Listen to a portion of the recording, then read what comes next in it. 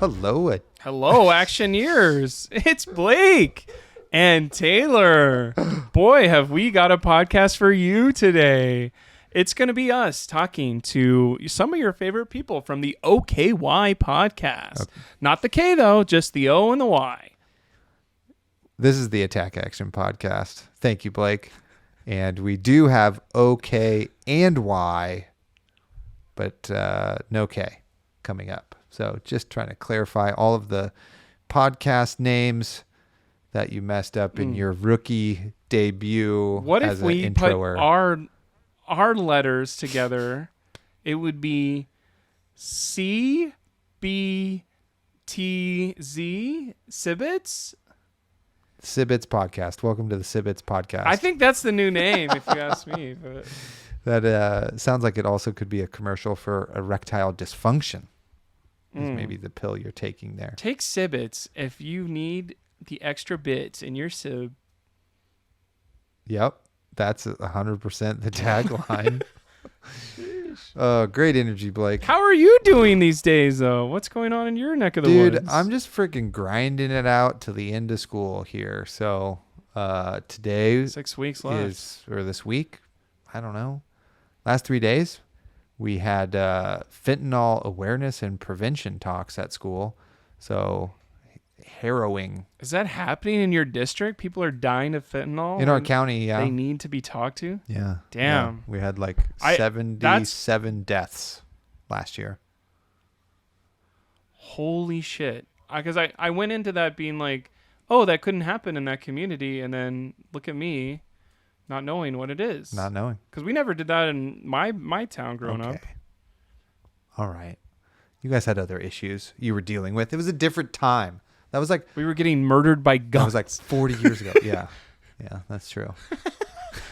Scary. And run over by cattle because it's Texas and there's longhorns. That's what I know about Texas. Yeah, so just grinding it out at school. Nothing else is really going on. The weather is getting better up here in the northern realms of California, and so that's been great. Lawn care is up and running very well. Got the ride-on lawnmower going. Been mowing, and what's been really great, shout out to Levi, is he is also helping participate in the lawn care, and he's just a real trooper. And it has been awesome not having to do it all solo all of the time. So nice. Yeah. It's pretty great.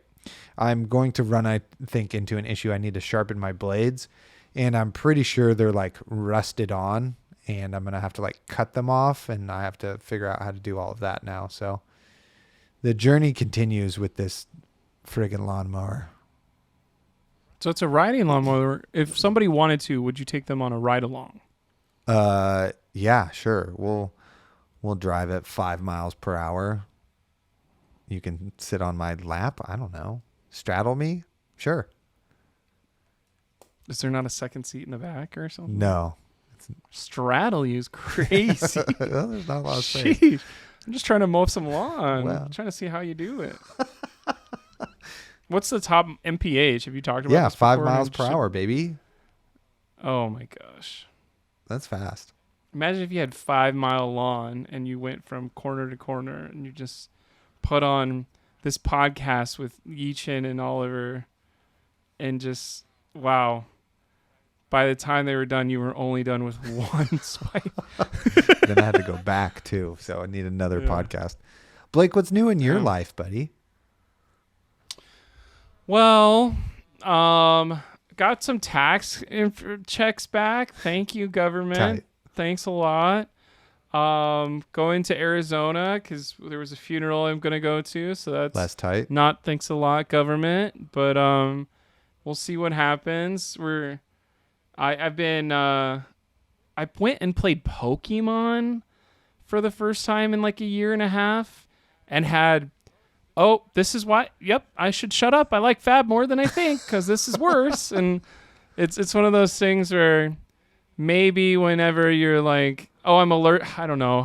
What's an analogy? I like analogies too much to walk away from this. But like, I think it's like, oh, is Mexican really my favorite food? And it's like, yeah, you got to go try the food you hate to be like, oh yeah, Mexican's way better, even if it's bad Mexican food. Even if I'm losing to cast bones 5 times in a row, at least I'm not playing an 8-year-old who cheats immediately as their first game action. And you go, okay, well, this matters a lot more to you, kid, than it matters to me. Maybe not at your locals.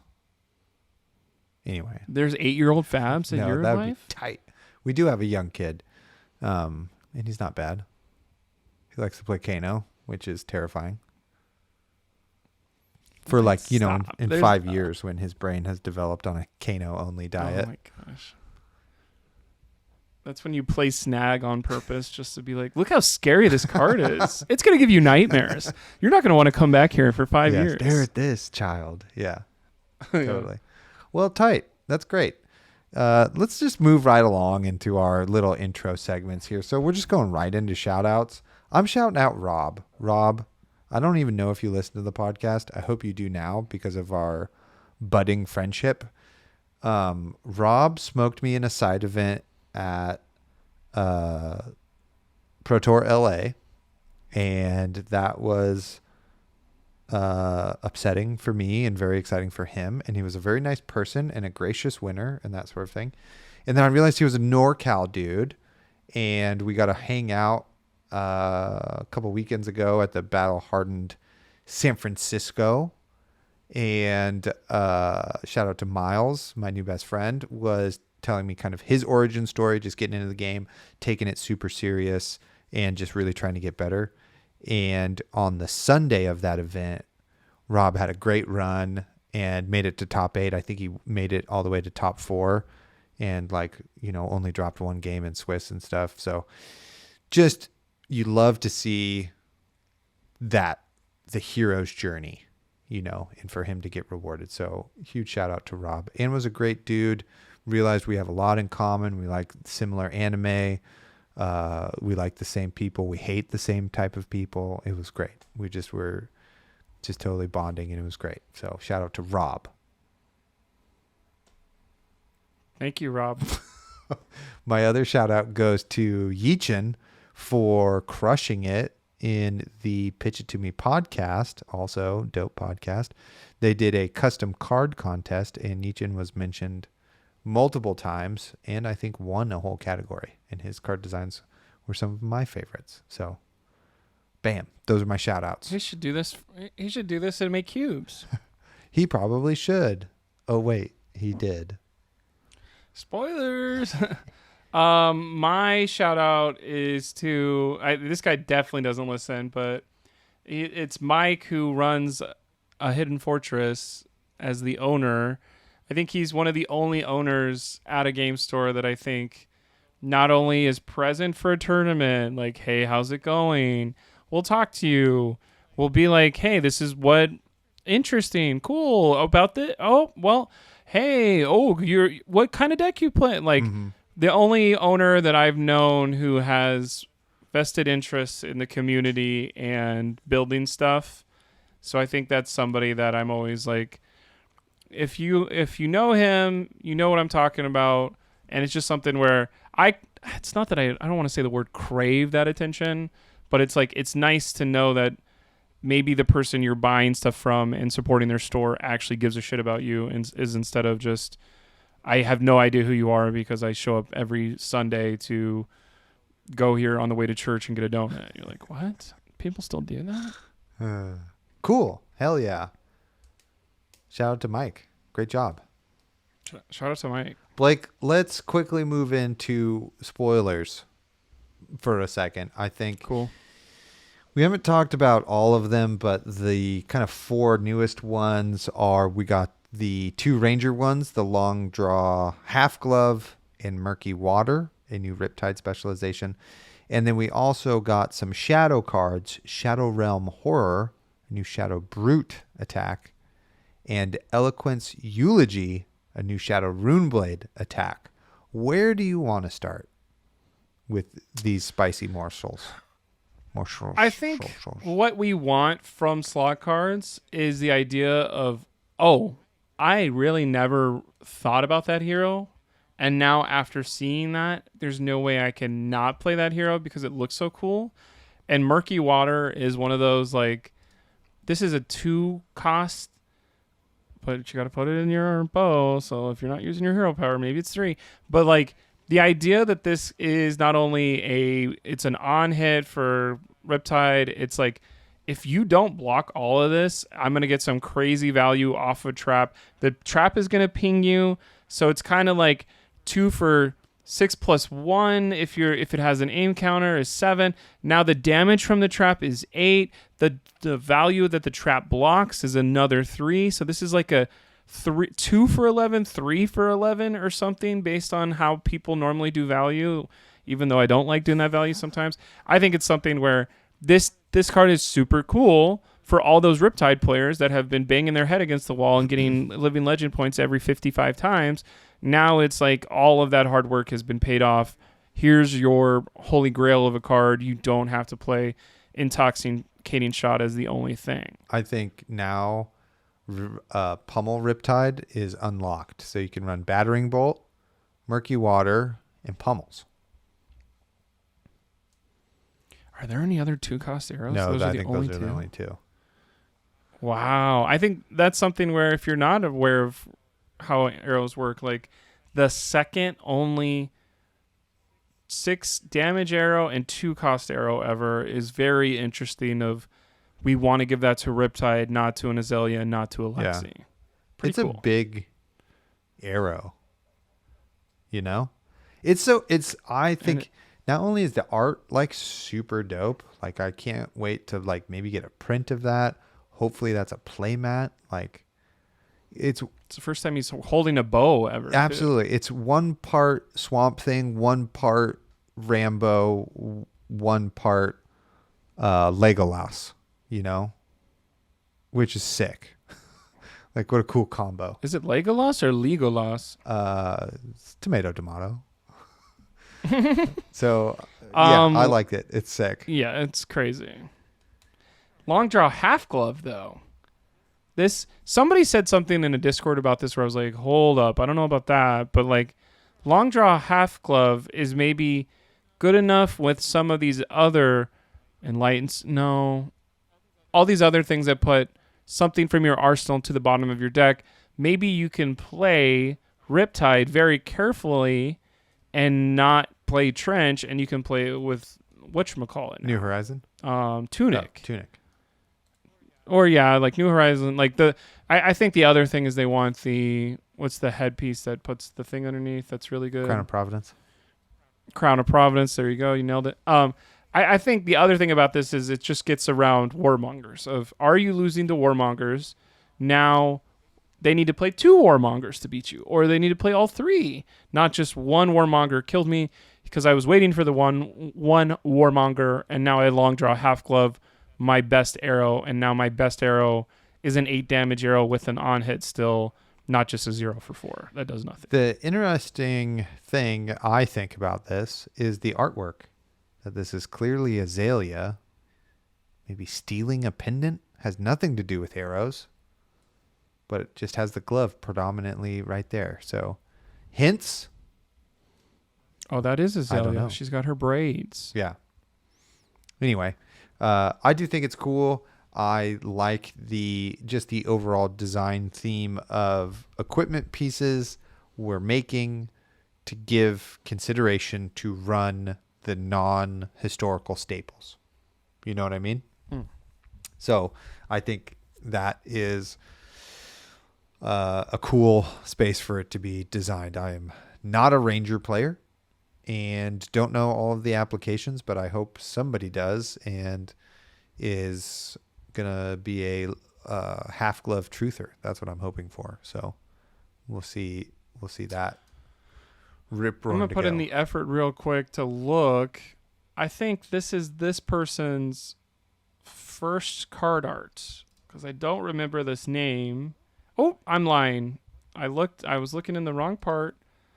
This person has also done Lava Vein Loyalty, Steadfast, and Bittering Thorns. Don't forget Burn Rubber. Yep. But like, I think this is some really cool art that feels different.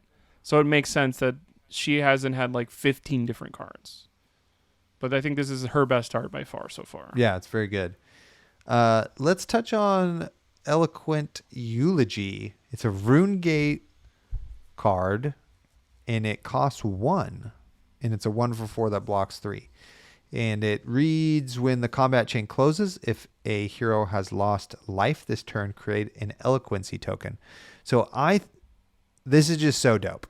Like, not only does it help Vincent with their banish problem, where you're like, well, shit, I have to banish a card, and if I block with 3 of these cards and banish one, and I'm left with one, that, you know, I have a weird turn. But now I can block for 9 and just banish it and still come in for 5 damage, which is super sweet. And I think the fact that it has this damage effect, that you get to create an eloquence token, which is kind of hard to come by in that deck, but is like a really cool piece of design, I think opens up maybe quite a few other things that you could then do. It makes like Blessing of the Occult a little bit more playable, and Read the Runes a little bit more playable. I think it instantly makes Funeral Moon way better, and maybe even the Path of the Damned. What is that one? Requiem of the Damned, the one that makes an eloquence token. Oh crap! Right. I'm gonna have to look that up. Chain, I'm going. I got you. I'm the looker up guy today. Requiem for the Requiem. You may play this from this Vanish Zone, and you can play it as though we're an instant. I think the key word is, you can play it as though we're an instant. If you give it go again, now you just creepered without creepering, and maybe that's some stuff you can build around. I think there's some cool things about cards. This clearly has to be the best card for Vincent that's ever going to be printed. There's nothing bad. There's no drawbacks on this card. It is literally all gas the entire time. If you changed any number and made it by 1, it'd be like, no, we can't have this. I think the idea between who cares about the cost of it, because it's RuneGate, you could literally banish itself and do this. Like, if you have a Maverin Skies in hand and Eloquent Elegy after you blocked 6, like, just straight gas the entire time. Blood Debt. Oh, there's the backdrop. Oh my God. What is it called? The drawback is Blood Debt. No, it's not, because you're going to play it immediately after you banish it. So there's nothing wrong with this. This is the best card that Vincent will ever see. If Vincent doesn't start winning tournaments immediately after this, it'd be like, what else does she need? I think that's kind of like, here is the ceiling. Or whatever. The other thing that's great about it is it's an attack you can easily arsenal and not not play. Because I feel like in my Vincent playing, it's really hard to arsenal cards. Like, you can't really arsenal RuneGate cards unless you're playing like somebody that's going to CNC you, and you're like, cool, I'll just block 3, take 3. Oh no, it gets destroyed. Unless you're playing against Assassin and they banish your arsenal. Like, that's the only time you're like, I can really arsenal RuneGate cards and it not be like kind of a crazy cost, So that's kind of nice. And then if you're playing Levia, I think what I just said about Eloquent Eulogy being the best one you're going to get for, like, there's a lot of best cards for Levia of her demi-hero turning some stuff off. Slitherpede can be off of the off of Art of War, and like, that's pretty cool. But like, Shadow Realm Horror, as an additional cost to play this, banish 2 random cards. You love that. You're trying to turn your Blood Debt off. If 1 or more cards of the 6 are banished this way, it gets +1. So now it's a 2 for 7. 2 or more, this gets go again. Now it's a Dread Screamer. 3 or more, you may play one of those 3 cards banished this way this turn. And so that's something where it's like, holy crap, I have another Dread Screamer. Holy crap, Spoiled Skull is now good because I can pick multiple go again cards. That's where my head goes immediately, is somebody that loves playing Spoiled Skull, but there's some there's some roadblocks here. The art, anybody? No. It's just something where now you're blue. If you have a Slitherpede, is like, this is a 7 + 6 damage for 1 blue is 3 for 13. people normally win tournaments, national championships, if you have a 3 for 7.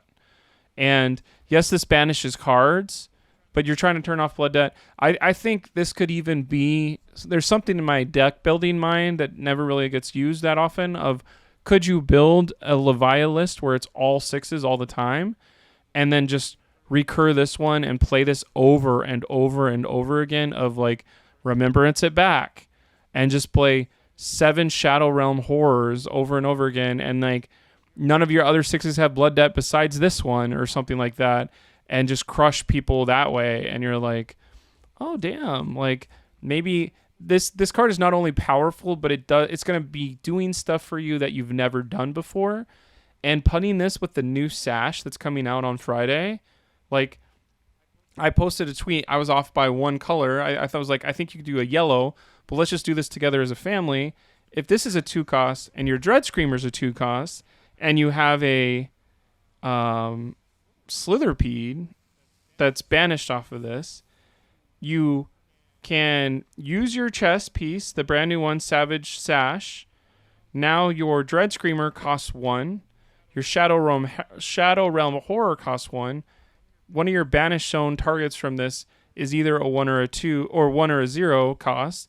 Now you're doing 6 plus 7 plus 6 to 8. Let's do swing big so we get the most damage. Dread Screamer, Shadow Realm Horror, swing big. 6 plus 7 plus 8 is 21 damage for a blue. And that's something where I didn't say the word Artivore and I didn't say the word Blood Rush. And now if you didn't draw those cards, or if you want to play less copies so you don't gunk up your hand, now you have a powerful turn using one piece of equipment once per game. You can always use it. And now this new card. And plus, like, the applications of that with Blood Rush or Art of War. You know what I mean? Yeah. Like, yeah, it's a big card. It's a big deal. It's a big card. It's a big card. I mean, I think it's something where, oh, but what do you take out? Every Levia player knows exactly what they're taking out. It's the red Slaughter Beast. He's toast. Yes, that was the card that was going to stop the triumph of whatever, but you're going to probably kill Prism anyway by doing a shitload of damage and killing her angels that way instead of blocking heralds before they even come out. Also, try one Slay. If you got 79, put a Slay in there as your 80th card and just kill her loop that way. Ever think of that? Boom.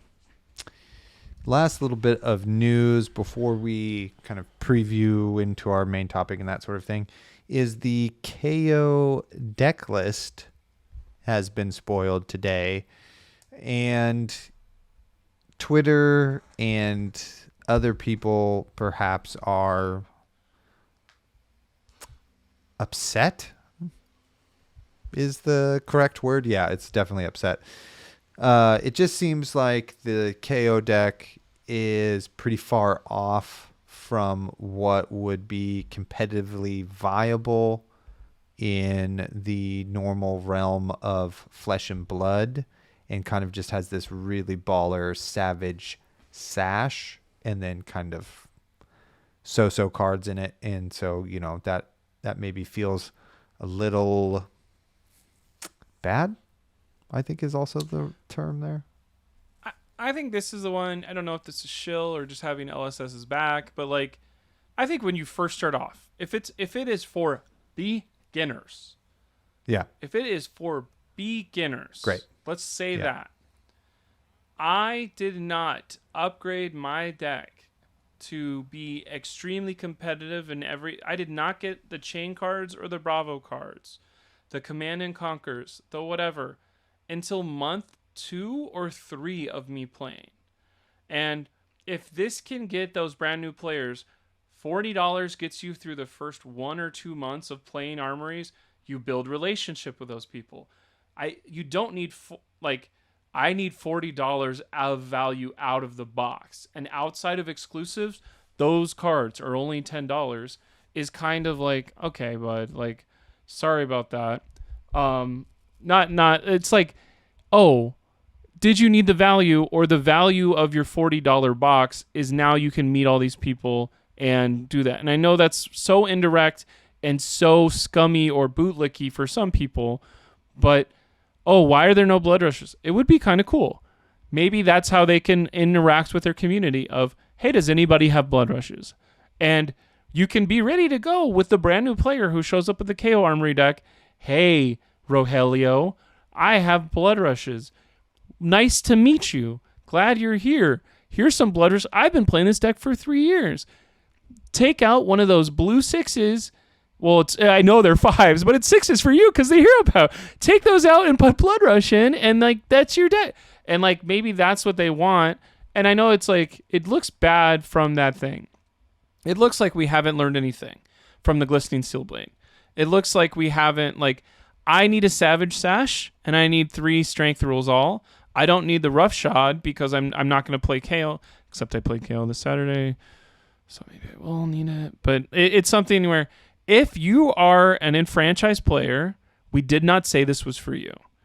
And now I think there's the idea of this is specific to a I have never played player, but I need those 4 cards, the Savage Sash and those 3 Strength Rules All. Well, maybe trade some of your cards to them to get it, or buy it. Whoever's going to be a store that opens up 30 of these, buy them from those. Don't buy this yourself. Buy the singles. Yes, Glistening Steel Blades were $28 each. I hope the Strength Rules All are not $20 each, because that would be more than $40. I'm sure it'll figure out the value there of like Savage Sash is $20 and Savage Strength Rules All or whatever is like $6 each or something. But I don't know. I think you can complain about a lot of stuff, about everything. You can complain about it's too sunny here. We don't want to complain about new players buying one thing. Yeah. And getting 67% of the cards they could want. And now, if you wanted Swing Bigs and Command and Conquers and Tunic, it's going to be 7 times this price. I don't think we wanted them to have $300 of value in a $40 box. Yeah. I mean, you make some sound logic, Blake, and I have to agree with you on a lot of those. The thing that has got to be hard to thread the needle, right, is that for the most part in the United States, armories are not the casual scene that I think they should be. You know what I mean? Like, hey, I'm bringing my fun deck, you know? There's definitely people who are just like, this is the one hero, the one deck I play. It's the, third best deck in the meta, et cetera, and has been for a long time. And so there's going to be some real bad beats when you bring this and then have to play against, the half of your armory that's like the sweaty tryhard half, but at the same time, it allows you to just get in and play. And even if you have a competent deck, you probably aren't winning those matchups anyway. It also gives you, I guess, a nice room to upgrade, which I'm sure they probably thought of. Okay, if we do this, they could probably take out these cards and then put in these other ones from different sets and that sort of thing.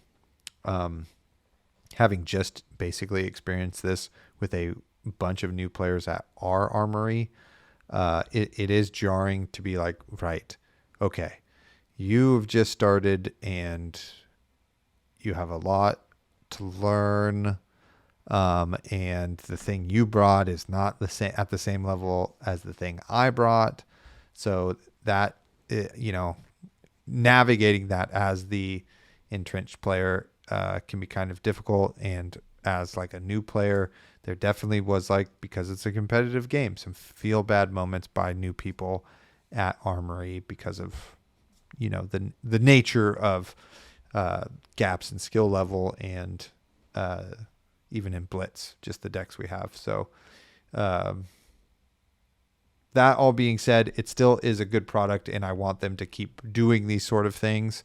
What I would have loved is if 2 decks released on the same day. So then at least you could run an armory where it's like, okay, you pick one of these 2 decks. You just get a choice and now everybody gets to play, with the new armory deck, but maybe you do that and everything's a KO mirror. I don't know. Anyway, just thoughts, ideas, blah, blah, blah. It's fine. It's a fine product. That was one thing someone said is there's a Wreck Havoc in there, but if you buy 2 of these and play them against each other, there's no D-reacts for Wreck Havoc to hit. Right. So it'll be like, well, we don't see that unless you're playing against another player who has a better deck than you, and then Wreck Havoc's probably not going to hit anyway. But like, that's to be blah, blah, blah, blah, blah, blah, blah. I think that's a thing where the only thing I'm not pissed, I don't want to say that word, but like, why didn't we know this deck list? It's coming out Friday, literally 4 days from now. I don't think that's near enough time at all. I don't know why they don't give us more information for us to make, what is it called? Informed decisions on our buying power. $40 is not a lot of money to some. $40 is a fortune to some when it comes to hobbies. I want to spend $40 on my KO stuff. Tell me what's in the deck list way before. Like, some of these people, there's only 3 boxes and they've all been spoken for 2 months ago. It's like, well, are they going to be happy with that, or are they going to like literally break it up, take the 4 cards they need and throw the rest in the bulk pile at the store? Is kind of like, oh crap. Right. But I get the argument that like a brand new player isn't going to, I want to do this 2 months out. And so then you're like, is this for new players at all? Like, I think a deck that's for new players would be like, has no exclusives. So there's no reason for Blake Meyer to want it at all. So I'll leave it on the shelves for the people that need it more. Totally. But it's a business that needs to make money. So, right. they have to do those sort of things. Okay. Moving on from the KO, yellow. Here we go. From the KO list. Boom, Bare Fangs yellow. Love it. Getting it out of there. I think the last thing we'll talk about here fairly briefly before we get into the main topic is just kind of, the 2 weekends ago, I went to Battle Hardened San Francisco and a number of pro quests have happened and that sort of thing, and kind of just a broad overall picture of the meta post Dromai and what's happening and that sort of thing. And there's just a few key stories that make myself look really good from Battle Hardened San Francisco that fans of the show probably want to hear.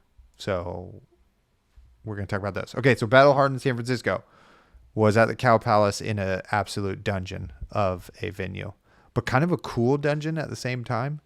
It was definitely kind of better than the tent at Worlds 1, but also maybe not at the same time, maybe worse. Who knows? Anyway, it was the first time I had felt that we were the side event. There was like no prizing on the prize wall for Flesh and Blood. There was one FaB vendor. There was no like extra prizing anything at the Battle Hardened. It was just like we were definitely the afterthought thrown in the corner, which was fine because like for me at this event, it really was about all of the people. It was like pretty wild. There was like just over 100 of us. And I was like, I think I know 70 people here, like I know them well, know their first and last names. So that was really cool. I brought Arachne. I got 25th. I really would have liked to have gone X2 instead of X3, even though that was my goal. But in my heart of hearts, X2 would have been the level at which I thought I wanted to be at. Notable wins, though. I beat Tyler Horsepool on his Dash.io deck, and that was awesome. Take that. Yeah, known player. Last time I saw him, he did not remember which podcast host I was, even though he had been on our show. And then I got to beat him, so that felt pretty good. Although I think I helped him because then he was in a different bracket, and then he didn't lose a game until top 8. So I think I kind of get the assist there. And then I think my favorite moment of the tournament absolutely was I beat Brian Delatorre, I think is his last name. He was the higher placing Arachne at the Calling LA, and I beat him in the mirror, and that felt awesome. So I could just flex my assassin dominance over him, so that there's now no question who is the better Arachne player. It is me. I've won the head-to-head matchup in Brian's face, and it was in a classic. It was actually a really crazy game. I had to make a gamble, so I had like pitch stacked, Eradicate, a cut, and then a Codex of Frailty, and then some other stuff, and then I still had 2 yellow shreds, and I was pretty sure the Codex, the Eradicate, the cut were all like in my next 7 cards, and he was showing his own Eradicate, and I had like the life lead on him and could still hold cards. So I had to just be like, okay, well, I think I'm going to lose 7. I hope I don't lose my shreds. If I block here, I give him tempo, and then we maybe like grind each other. But if I don't block here and he takes some of those cards, I still have a good enough turn that I'm controlling the game in the way that he needs to keep blocking. And I think I can close the game out, even with losing 7 cards if he has a cut to the chase, which he did. And boom, 7 cards went off of the top, and he got 2 silver. And I was like, oh God. And it was a spicy game because he got his Graven Call bought back first before I did. But I was able to like have a life lead and swing mine more often. So I got some more value that way. So the final 2 turns were dagger for 2. He blocked, shred. He had a defense reaction on the first one. Okay. So then I come in with some other stuff. He had to block those out. And then it was dagger for 2. He blocked, next yellow shred. And then he died. So, and I had, 3 cards left in deck. Yeah. So I had to like, take that, Brian. I had to kill him or be killed. So that was a great moment. So that was the battle hardened San Francisco. I played in the Procast Plus the next day, and it was not my day at all. I went 1-2 drop, and people had started, like one of my opponents was like, oh yeah, I saw you. I've seen you play now a couple of times that Arachne deck. I'm like, was a little worried. So I was like, he changed his deck configuration and his play pattern, and so now like I don't know how to play against somebody when they're like playing around what I'm doing. I'm too used to in those tournaments people not knowing what's going on, so now I have to change some things. So I've done this to myself, and I'm living wanted with the clout, and now it's come back around and got you the consequences. Yeah. So there you go. There's that quick story. How are ProQuest going for you? What are you seeing, Blake Meyer? Well, I don't know if I already said the ProQuest that I did not enjoy. I had an awful time as Azalea ruining my life. Round 1 of, hey, what does Judge, Jury, Executioner do if I also put a Deadeye on it? It's like, get rid of your entire hand and you die to blood debt from 7 out. And you're like, okay, thanks, LSS. This is fun. Thanks to that person who played it. I don't know if I already mentioned that one. But then I had one this Saturday, and that's where I'm talking about Mike at a Hidden Fortress. It was interesting, too, of not a lot of people there. And I don't know why. Aren't we all having fun? Aren't we all... CC's all of our favorite thing. It's a really great meta right now. Or Dromite just left. Like, isn't it this fun? Or are people worried that whatchamacallit's coming by? But there was 21 people. And that's a place where I've done a ProQuest level event before where there was 50. Something. And so I was talking to Mike of like, what do we think this is? Like, is it... oh, there's more ProQuest somewhere else where maybe the Arizona people don't have to come to Simi Valley. But I was wondering, it's just a thing where, is there a bigger plan? Is there this is by design to only have 22 people come to a ProQuest? But that's just something I think I've heard from somebody else of like, Alabama had 10 or 12 people at their ProQuest. Or there was less than this many somewhere else, and it's like, is the game dwindling? Is the game like, oh, I don't want to go to 7 ProQuest this weekend? Of course, there's one that like, I don't think there was a Beyonce concert where it was like everyone had to go with their wives to the Beyonce concert and couldn't go here. But it's just something of, why is ProQuest not a must-see TV event? Is it our $20 promos if you top 8 aren't worth it? And I think it's time to not, well, don't worry, this won't matter. It's like, this shit is mattering. Of, we need stuff to show up to this stuff for. And I remember almost topping 8 and almost getting a really cool cold foil. And then I also remember nobody wants to win because it's a Jubil. Right. And, oh, it's cool, we can get a gold foil, but the gold foil that was received at that one was the worst of it. Was the Draw My Arm that has whatchamacallit on it. Not Ward, but the other thing. Quell. So, yeah, good luck trying to remember the name of that one. Like, Silken Form was our gold foil there. And you're just like, maybe we need, I don't know, is it better prizes? Is it better or nobody wants to go to Amsterdam? And like, maybe the European ProQuest right now, there's 50 people per, and I think that was something of, maybe there's 2 in a country that I can't remember the name, but they were stacked of 60 some people were at both. And then maybe that makes sense because Amsterdam is 10 minutes away from them. But like in California, I'm not going to go to Amsterdam if I win unless drastic things change in my life where I don't know if it's like that played a part or not. Those would be my initial takes, is that one, the majority of players in the US can't go to Amsterdam financially, that sort of thing. And then winning the ProQuest is hard. So maybe you sit these ones out, and the season is 4 weeks long. So there can be maybe players only have, like myself included, but that's a geographical issue, not a time issue. Is that like, well, if I can really only, with the other things I have going on in my life, I can only go to so many of these. And so I'm going to choose this weekend rather than one of these other weekends. So kind of maybe spreads out that particular bit of player base a little bit.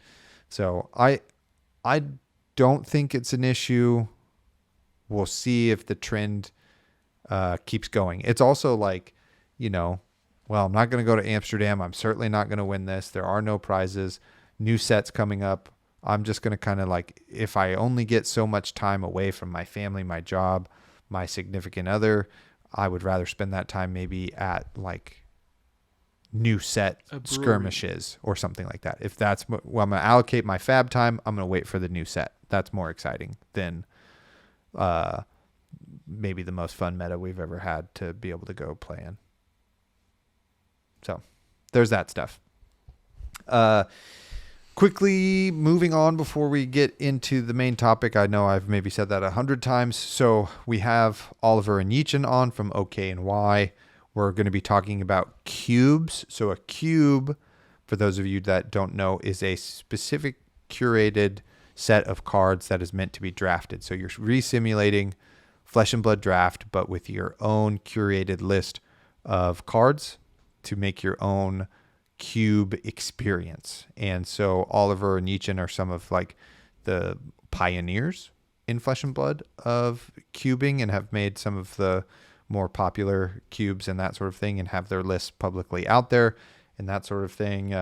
Hit us up if you want those lists. We have them, they have them, etc. But so we talk about 4 products they have made. So they've made the Midwinter Cube, the Edgelord Cube, and then they have 2 smaller 1v1 limited experiences called Bento Box and Boom Box. Bento Box is a ninja mirror, and you basically like can quilt draft it. There's these one-on-one player experiences that you can do in a limited format, which is really fun. The Boombox is a Guardian mirror, and it's the same thing.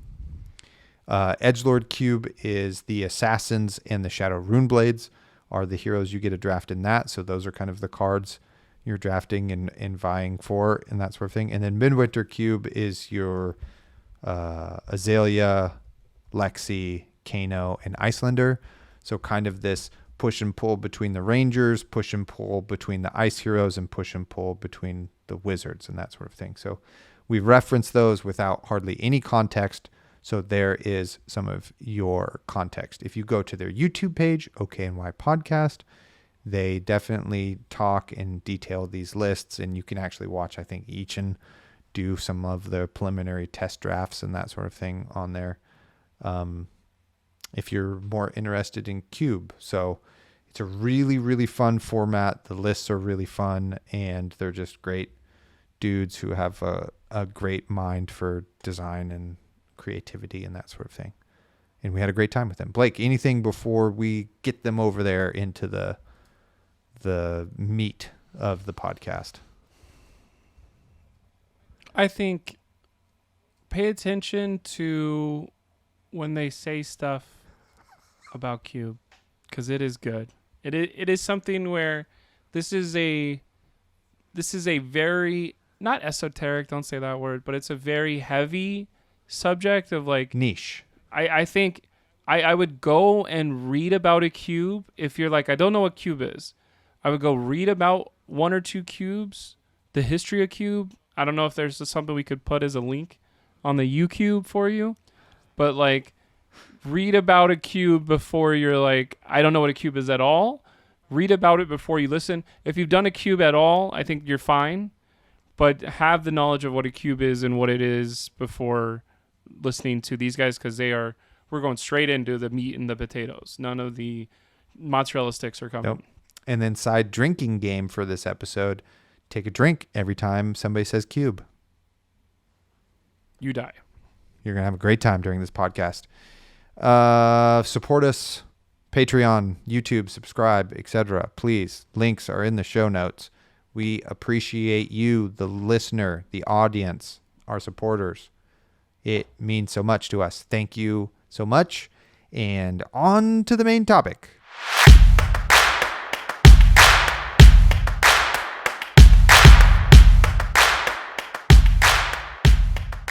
Here we are with Oliver and Yichin. What's up, dudes? Oliver, how are you? Hello. I'm okay. I'm chilling. Tight. Yeah, I'm doing great. Yeah. You're doing great, Yichin? Did you have a good day at work? I had an okay day at work. The landlord finally responded to our rat infestation, so that's a whole story. Well, we've got time, Yichin. Tell us all about it, baby. Let's go. How many rats are there? What are the sizes? The colors of the rats? Do they like cube?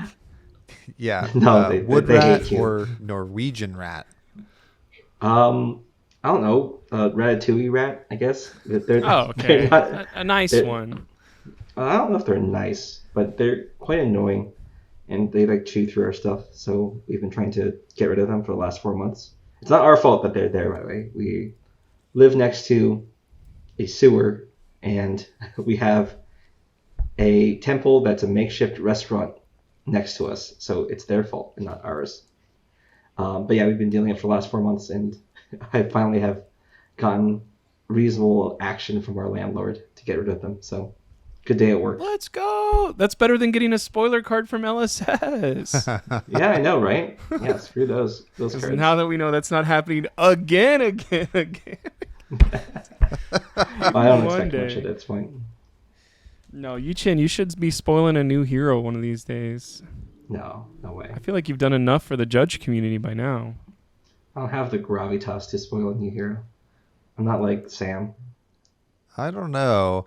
Your ovation at Battle Hardened San Francisco on Sunday was I don't pretty uproarious, I must say. I don't know why Definitely a people crowd do that. favorite. It makes the Magic judges kind of jealous that we get standing ovations and they don't. Everyone else is just like, okay, whatever. Makes total sense. Before we get into too much extra stuff and rat talk, because we here would love to talk more about rats. How about you both just tell us a little bit about yourselves? Who are you? Where do you come from? How do you play this game? What's your favorite hero? Blah, blah, blah. Those sort of things, just so the people at home can get to know you a little bit. Oliver, how about you start? Oh man, that was a lot to remember. My name is Oliver. I like to play with very shiny cardboard. I'm from San Jose, California, and I think my favorite hero is probably Prism. Nice. That Surprise. sounds about right. That's about everything notable about Oliver. Yeah, I don't really have anything else to say. Yeah. You don't like to flaunt your achievements for winning Battle Hard and then going 0-3 at the next Pro Quest immediately. Hey, no, I went 0-3 into 2-3. Okay. I didn't drop. Sure. Oh, okay. Congrats. You're welcome. Thank Okay, you. Wait, that's a hold on. big That's step not- up for Oliver. Usually he just is like, I lost one game, lost 2 games. I'm done. I'm dropping. Yeah, He's playing yeah, it he all just out goes and- now. This is growth as a person. Mhm. Proud of you. There weren't. The problem was that there weren't any artists at that Pro Quest, so I just had nothing else better to do and to wait for traffic. Yichin, who are you? Tell us about yourself. My name's Yichin. I am the Y in the OK&Y. I'm the guy in the background of all of Oliver's videos, making comments, but not the ones that are actually watching him play. I spend time on Discord talking about FaB, and that's about all that's notable about me. Yichin, Aren't you an L2 judge? you're a judge. Yeah, that's not an achievement. Anybody can yeah, pass a that's right. test. Say your true, 12 'cause I'm- favorite heroes in order from 12 to 1. Oh, from 12 to 1? Yep, go. Okay, Briar, Lexi, Oldhim, Dromai, Katsu, Victor, Bravo. I lost count. You're Number halfway one- there. Four Okay. more. Yeah. Four more. Tekla Vossen, Vincent, Max, and Dio. Dio Great. is your number one favorite hero? Yeah, I think so. Wow. That's surprising. Locked and Oliver loaded. looks surprised. That was crazy. I think it's because I managed to name 12 heroes. Yeah, I was Not surprised by that. I did not keep perfect count. The listeners at home will let us Yeah. know if you got 12 or not. So Yeah, Incredible. see if I was bullshitting or not. That is cool that it's OK&Y. If we did that, it would be bots of... No, I thought Colin's name started with an O, but it's a C. no, it starts with a C. CBTZ doesn't work at all for ours. It's also funny you DCTZ. put yourself first in that acronym. Well, it made sense when it was bots, but if Colin's name doesn't actually start with an O, I'm screwed. I mean, We're gonna have to talk- BCTZ is just alphabetical, right? So it's fine. Okay. All right. Well done, everybody. So we brought you on to our podcast to talk about Cube. So the both of you have designed a number of alternative limited formats, and I think you're most famous for probably the Bento box and the Midwinter Cube. And I must say, one of the cool things about what you both have been doing is you've created like a I don't know what to call it, culture or vibe around your Midwinter Cube and the Edgelord Cube and that sort of thing. Because not only have you like done extensive testing and like at big events, you're like, let's cube, blah, blah, blah. Everybody come play this thing. You've then made custom pins to give out to anybody who goes 2-1 or 3-0, and people are displaying them proudly upon their backpacks or bodies or whatever. And then you have like a little pamphlet that gives you like the know-how stuff. Like here are the heroes. Here's the little triangle. Here's the tokens, blah, blah, blah. So you're really making it a much bigger experience than just like, okay, here's a spreadsheet, play with these cards. Here they are. We've rubber band all of these, our packs together here. Just play with them, you know? So that has been really awesome. Where did all of this inspiration come from? Either of you can start. I don't remember it too well, actually. I remember Oliver mentioning to me about something related to cubes. Do you remember, Oliver? Not particularly. I know we were sitting in a conference call or like a video or like a Discord chat, and then we were like, how do we make a cube for FaB? I know you wanted to make a cube for FaB because you really like cubes for Magic. I Yeah, didn't really you didn't have care. anything. Yeah, You didn't I was care, just but there. you told Yuki about it, and then she was like, "Oh, I want to do that too." Yeah, So we kind of she's just like also brainstormed. Yeah, she also contributed heavily to the initial vision of the cube. Um, so I think what the real timeline is that I wrote a couple articles about like how FaB drafts were designed and like how a theoretical cube should look like and how like you can make these interesting draft experiences by combining different pools. Mostly because Oliver was shit talking talents, and I hate him for that. But basically from there, um, I was like, well, let's put it to the test. I think Ranger and Wizard and Ice Ranger, Ice Wizard can be like a good testing ground for that. And I gave the initial like design documents, and I like posted it, and I was like, oh well, time to drop that project. Nothing's gonna happen from it. And then I think like the next day, Oliver gave me like a list of all the cards that he wanted. So I'm like, okay, well, I guess we're doing this now. yeah, pretty much we settled on the heroes where it was Icelander, Azalea, Kano, and Lexi, mostly because people haven't drafted Arcane Rising before, but it's also like a very polarizing draft format where people don't like it or people really love it. So Mhm. we just want to tap into that. Plus, Icelander just came out in Everfest, and this was before Uprising came out, before she had like actual support. So Yep. we knew like Icelander was pretty good already in Blitz because she was already getting bans just for her. So Mhm. yeah, those were the four heroes that we picked to start with. Yeah. And I remember we wanted to do it, or at least I wanted to do Azalea and Kano because at that time they were both like really bad heroes. And so we're like, okay, well, nobody has drafted them. And it's kind of fun because they have some cool cards that nobody gets to play. So it'd be fun to have like a high power draft environment where you get to build like their decks. So yeah, Sweet. that's pretty much it. Yeah. I mean, I'm not even gonna fib. My favorite drafting experiences are Midwinter Cube and even Edgelord.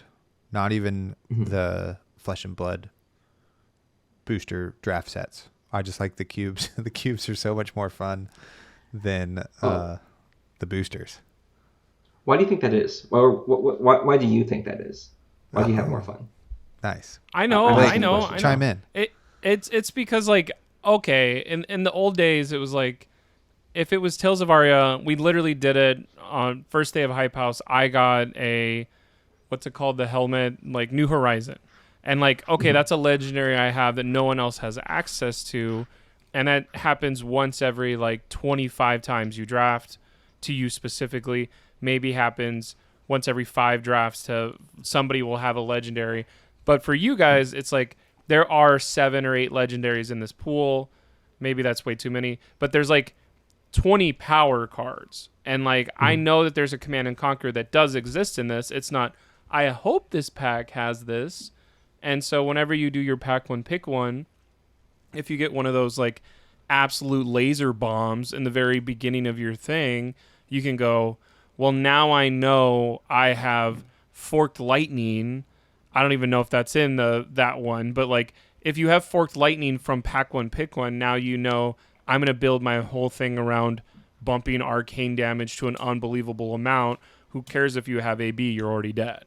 And that could just never happen in an arcane rising thing. There's only like 2 super rares or 1 majestic in the whole thing. And like if you get that in your pack one pick one, great, but there's other things from other sets that can bump arcane and you can build that out where like now it's an actual archetype and that's super cool. Yeah, I think pulling back broadly, it's that Cube can run all these densities of power cards and have like these very powerful draft strategies, because for a lot of the booster sets and a lot of the retail drafts, Even though they're built for limited, they're serving multiple different purposes, right? They still have to distribute cards in a way that entices people to buy packs. They still have to have some sort of semblance of structure where Constructed has enough tools to work with. And there's all these different things you have to account for when you're building out a booster pack when compared to a cube where you're only focused on making the best draft experience possible. And so you can make all these wild decisions by including all these powerful cards and making a couple of weirder draft decisions to make the limited experience more interesting, because you don't have to serve a lot of these other masters that draft formats do, right? Yeah. I mean, for definitely one of the things is the power level is really fun, because you get to kind of make like the card selection in it makes it so you can have a more cohesive deck, which is just like a different flavor, right? Like part of the limited experience is you have shitty cards and you have to figure out how to win a game with shitty cards. And that's like, part of the fun of that. But especially the Midwinter cube, the extra layer of power means there's kind of an extra layer of interaction and things you can do with all of the heroes, with both of the Rangers and both of the Wizards. And so that makes like end games really fun to play, and it makes it really fun to actually pick your cards, knowing that those things are going to happen. And one of the other things I think is really good is that the cube is based around 15 card packs. So those extra cards make it so you can kind of read signals a little bit better. You can pivot like a little bit later if you need to. You have a bit more wiggle room, which is nice. So those are the things I really like about it. And just from it's like, I forgot how fun it is like to draft it with like new people in LA. Like Colin had never drafted Midwinter Cube, and he like looks up from his first pack and he goes, "Holy shit, this card's in here," and because of the power level, he has no idea what he's expecting. And so I think that's fun too. So that's kind of my initial takes on why I think it's really fun. And I think one thing, I don't know about you guys up further north in the other part of California, but like constantly what people negatively say about draft is it feels like it's very linear. No matter what they've done or how many heroes they put in, it doesn't feel like I can pivot at all, really. I have to commit within like 6 cards of the first pack. And there's something to be said of like, I did the Edgelord, and like, you can probably just grab every major assassin card or every really good generic card, and then halfway through pack 2, focus on which one of those 3 assassins you want to be, or get the Shadow Runeblade cards that make sense for both of the characters, gobble, gobble, gobble, gobble. And then as soon as like pack 2, you see, oh, here's Soul Reaping or whatever card is like clearly, here I go, I'm going to commit to Chain for the rest of the time, I think is cooler than like taking, should I do Take on the Chen because maybe I'll get an agility token from it? Or should I take a blue 5 because it counts as a 6 in my deck? Is like those decisions are not near as cool as staying open way longer, 15, 16, 25 picks in, where that just, if you're still open 25 picks in to a regular FaB draft, you're clearly going to lose and have like 10 baubles in your deck. Mm-hmm. Yeah, I think that's just part of the fact that you can balance the power level a lot more between picks, right? The difference between like a pack 1 pick 1 in draft versus a pack 1 pick 1 in pack 1 pick 1 in draft versus a pack 1 pick 15 compared to the same picks in cube, they're a lot smaller in difference, right? And then again, that goes back to what I was saying before about you don't need to include bad cards in your draft format for various reasons that they do in retail draft. And that's just part of the appeal of cube, right? You can just do whatever you want. It doesn't even have to. You don't even have to draft it normally, right? It's just you make a good draft experience. Everybody has fun. It's a nice night of like beer and pizza and drafting. That's great.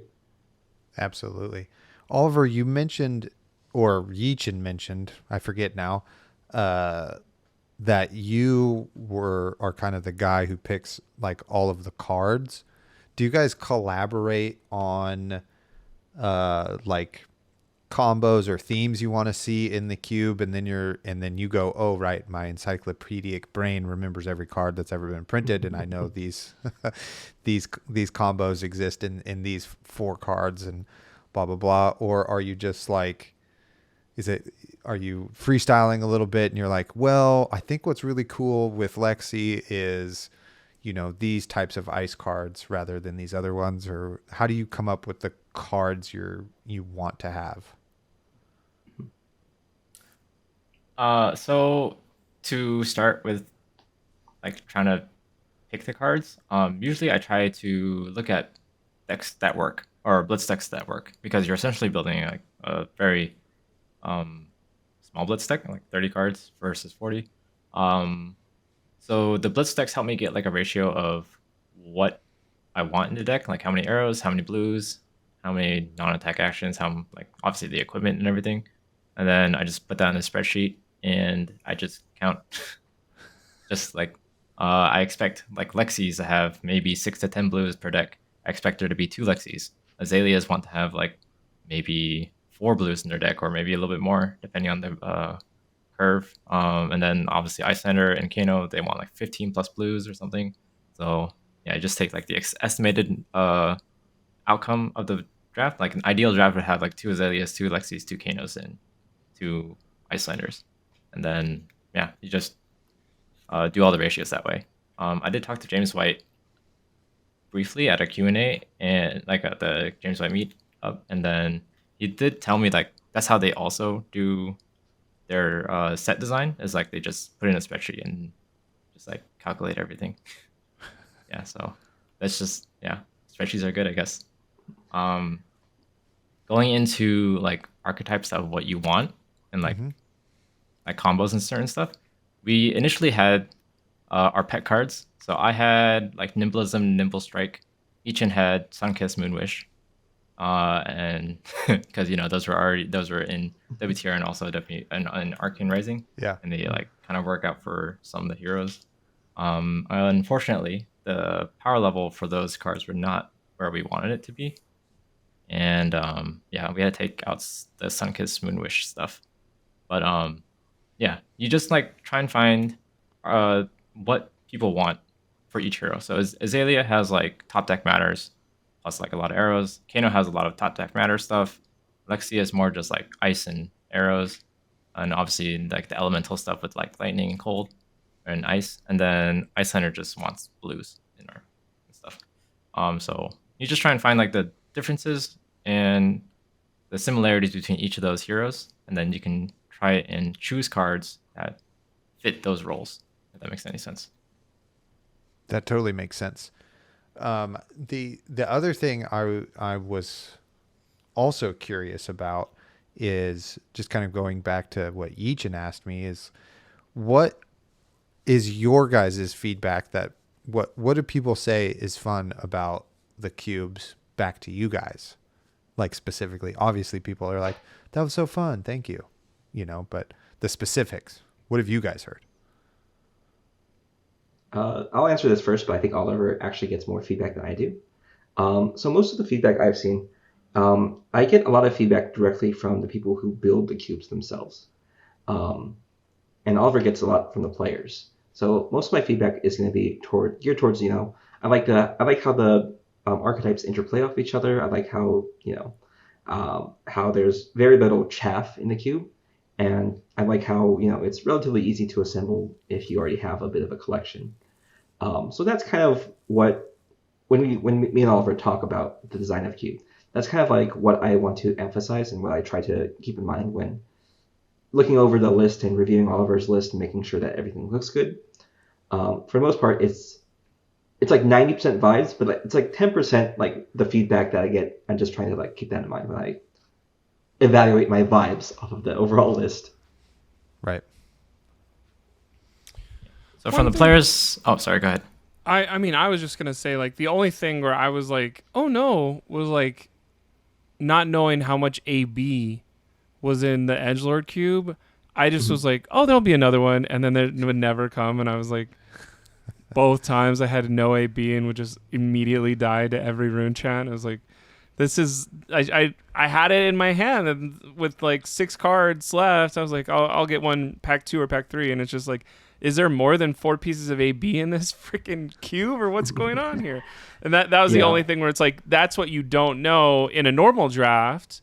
And maybe like if you're the one who set up this draft, you probably have more of an advantage until everyone's played it like 4 times. But that's something where I'm like, maybe announce the AB before we all start, of like, good luck guys, there's only 4 of them. If as soon as you have one in your hand, pick one or something. Yeah, I'll let Oliver finish the last question, but actually you touched on something that I wanted to talk about, which is the importance of priming. But yeah, Oliver, you can take it ahead. Oh, like the player feedback and stuff. Yeah. Yeah.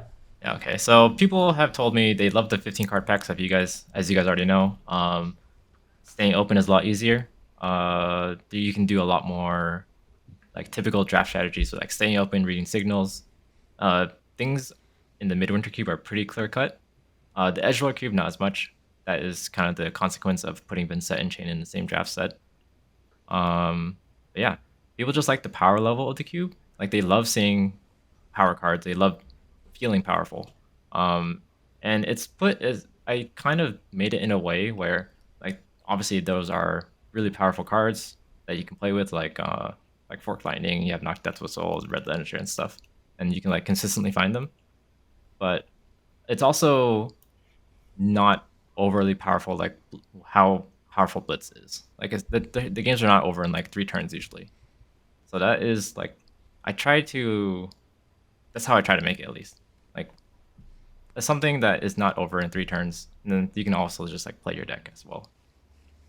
So hopefully it's that way. I don't know, some people will just be more aggressive and they just don't block, but that is how I imagined it, at least.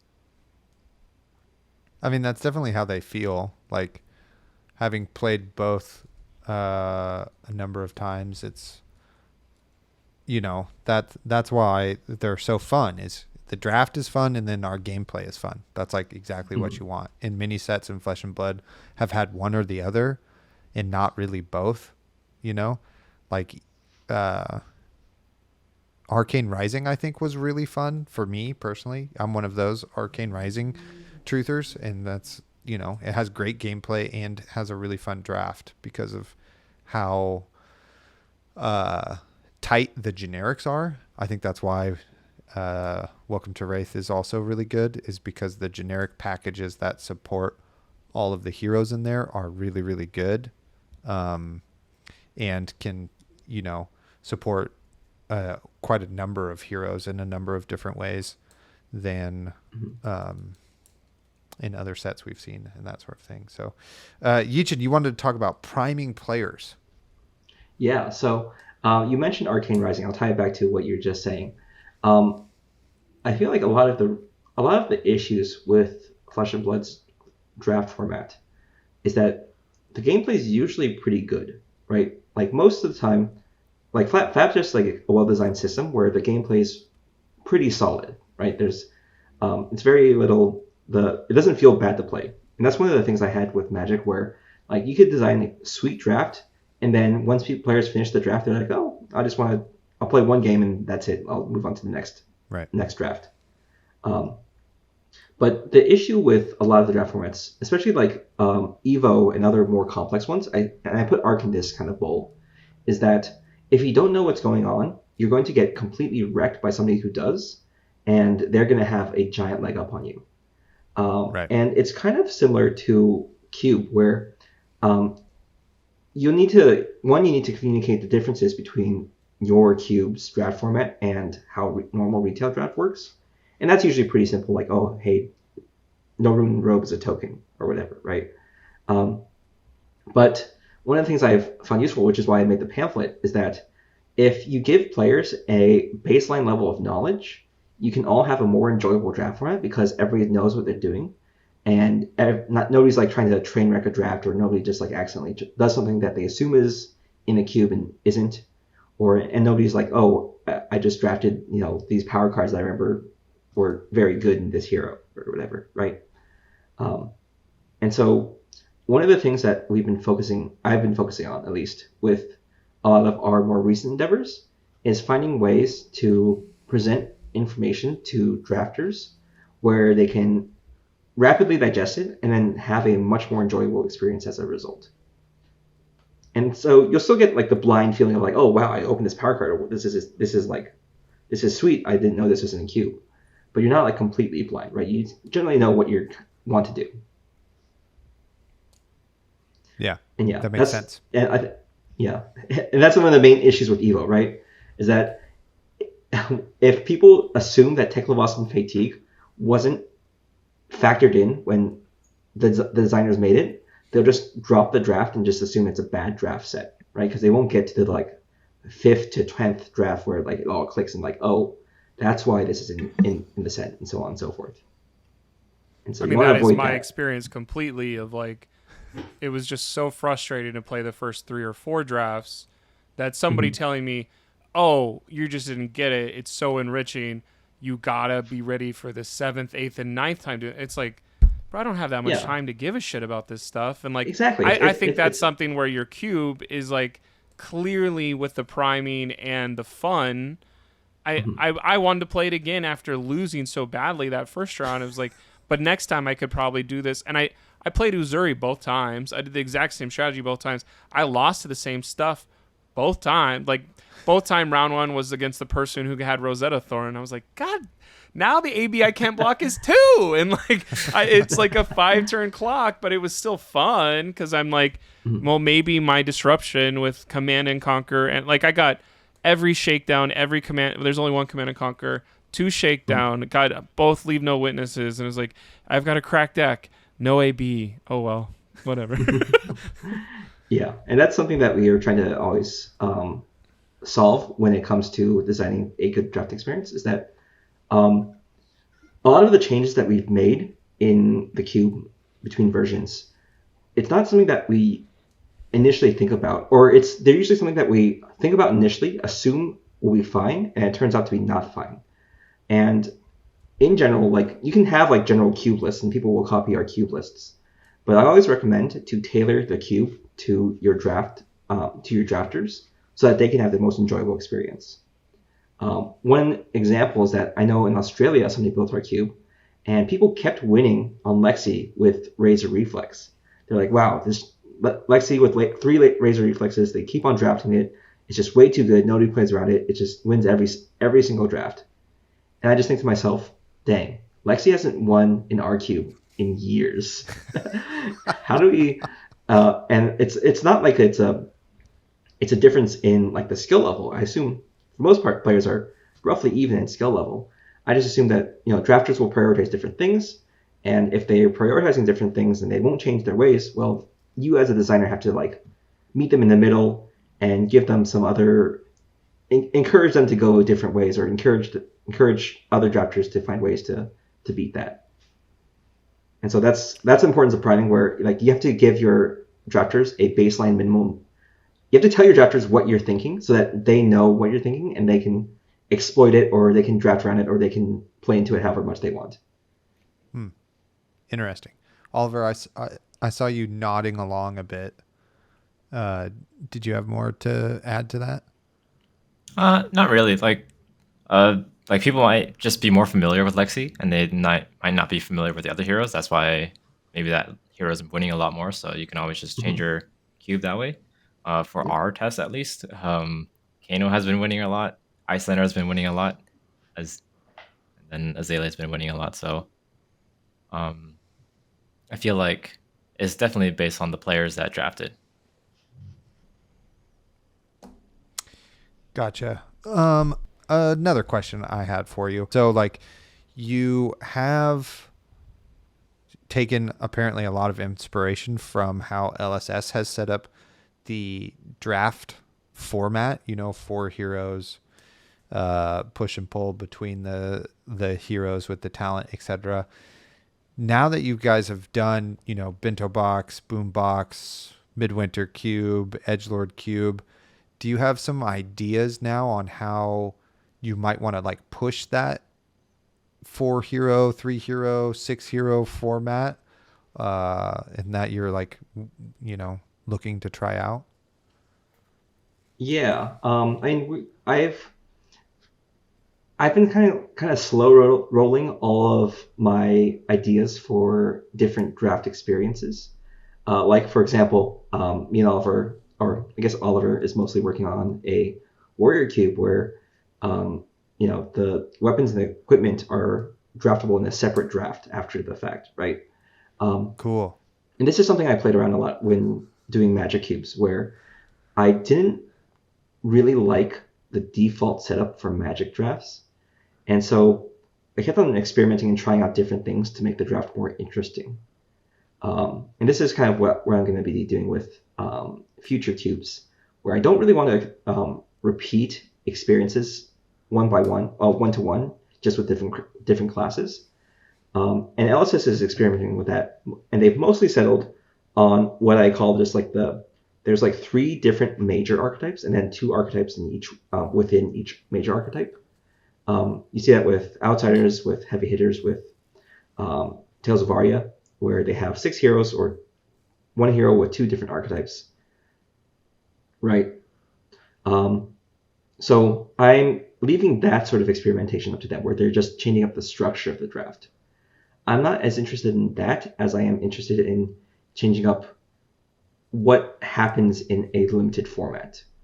The reason being is that LSS needs to keep drafting as simple as possible and as consistent as possible, so that players who are low information don't have to go completely recalibrate and completely learn how to play this new format every single time a new set comes out. And I think that's one of the issues that they had with Evo specifically, where it was just so wildly different structure-wise that a lot of players didn't really like it. Gameplay notwithstanding, they're just like, I just don't understand CSP, or I don't understand how this drafting works and all that.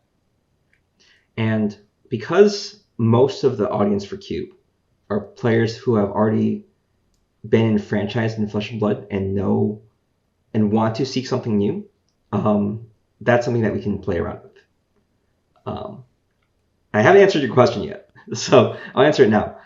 Main thing I'm experimenting with right now is different types of custom cards.